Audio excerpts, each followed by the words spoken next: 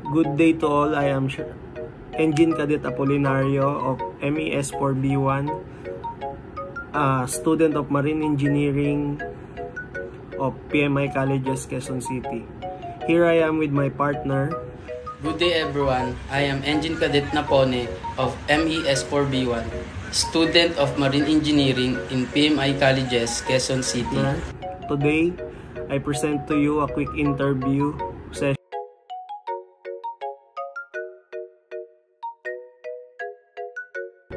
in which he shares his insight and experiences. I would like to ask for your insight and regarding the importance of plan and maintenance system on board. Hello, good day.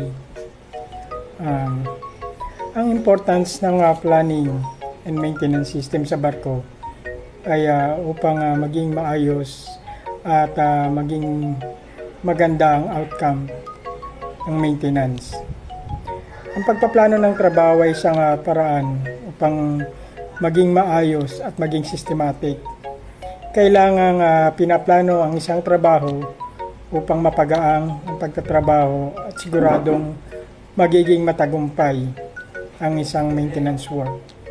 Sapagkat nabibigyan ng sapat na panahon upang ihanda ang mga spare parts na kailangan sa isang maintenance.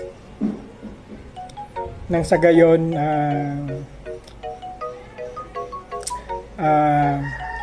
may ayos ka agad kung merong mga available na spare o wala. Kung magkagayon man, ay madaling makapag-request at may kansela ang nakaplanong trabaho at hintayin hanggang sa dumating ang spare parts na kailangan at saka doon na simulan ang isang maintenance. Thank you.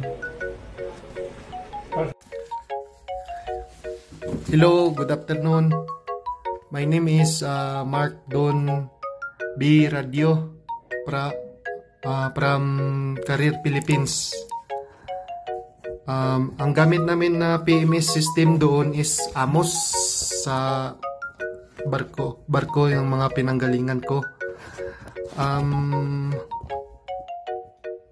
Ang purpose nun ng Amos ay to allow the ship owner and the operate the plan, perform and documents vessel maintenance and intervals. Ano din yan siya, complying with the class and manufacturer requirements. Then yung Amos doon sa ang importance nun yung Amos is yun na nga, yung maintenance intervals, para meron kang masusundan regarding sa kung ano yung mga equipments na inano mo maintenance.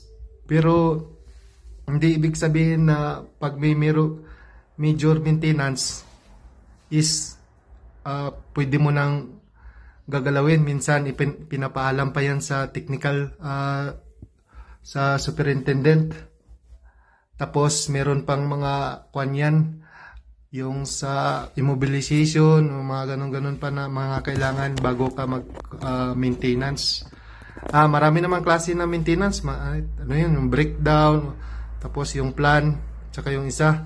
And then yung importance nun, bakit yung importance ng Amos is to ensure safety operation of the vessel and equipment.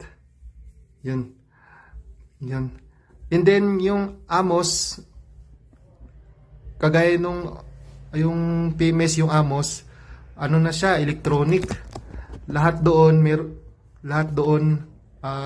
pwede mo nang makita yung mga certificate ng barko, yung mga certificate ng galing sa class, mga equipment.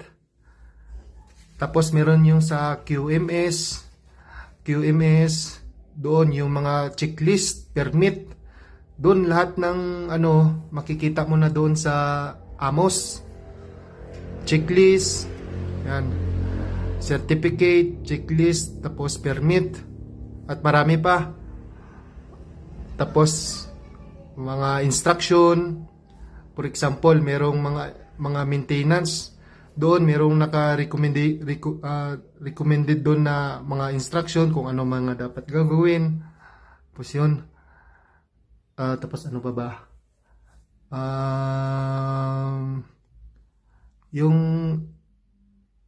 Yun lang. Sige.